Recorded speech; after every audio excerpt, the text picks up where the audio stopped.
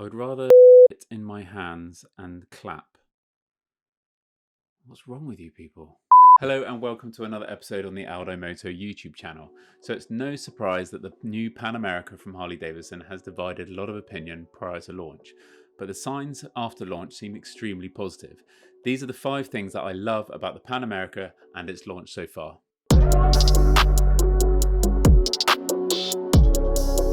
In this video, I'm definitely not going to be talking about in-depth specs that much more experienced riders will look at, and especially those that get the first ride for the reviews.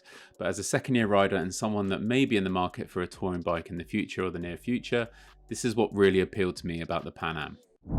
Number 1, the backstory. Path to Pan Am America. Firstly, I love the backstory, how brands go back into their early history, and in this case the early 1900s, where there were few paved roads and all motorcycles were by default off-road capable. The reminder of how motorbikes were in competition with horses for road supremacy, and trail riding came naturally from riding the trails where horses would previously venture, and how Harley were not, if not the first, that embraced adventure touring into the 1920s. It was also really nice to notice that they also brought the story of a female rider, Dot Robinson, who was a Harley dealer, and discuss her adventures around the Jack Pine competitions, which she won twice. For a short time in the 60s and 70s, Harley made dirt bikes as well, and even won the Baja 500 race in 1975. So I think they really grabbed the opportunity to not only embrace Harley's history and involve both female and male riders, they also gave a chance to educate those that are new to the brand, as well as those that have grown up with Harley Davidson as bikes. Number 2, Jason Momoa as frontman for their launch.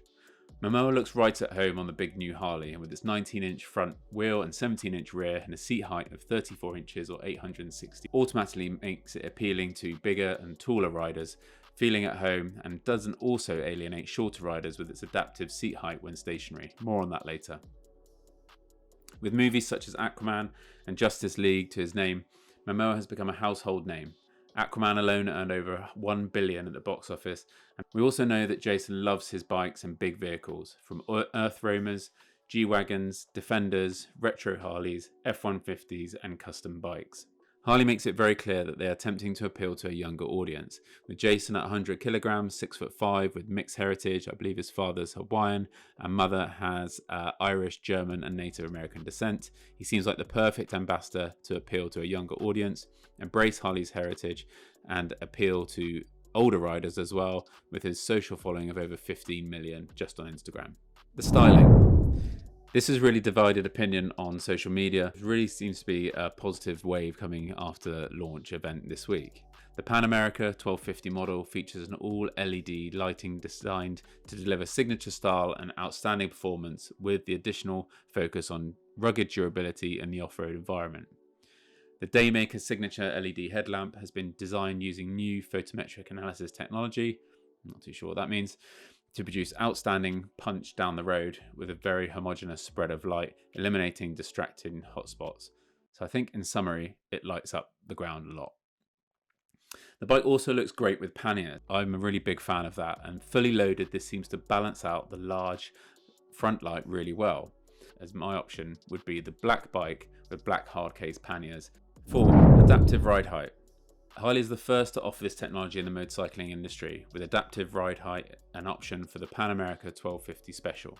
The adaptive ride height enables a lower seat height when the motorcycle is at rest without compromising ground clearance in motion, which means that for shorter riders it's perfect for getting on and off the bike and you're not going to really notice it when you're going along, and for taller riders it's perfect because it's a tall bike by default and you don't have to have the adaptive ride height option, which is about $1,000.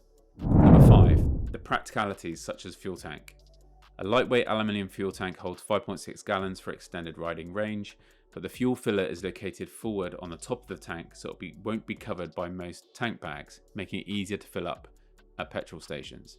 This was a real annoyance for me on my tour last year, that I had to keep taking off my tank bag to get to the petrol cap, so that is a really welcome addition. Overall, I think people will clearly draw parallels with the BMW 1250, the Tiger 1250 and the Honda Africa Twin, and maybe even the Moto Guzzi V8 5 TT. But I think that Harley's done a great job not only in telling the story and the brand positioning of the bike, but they've also given older Harley riders a new beginning and new Harley wannabes an excuse to find their own adventure.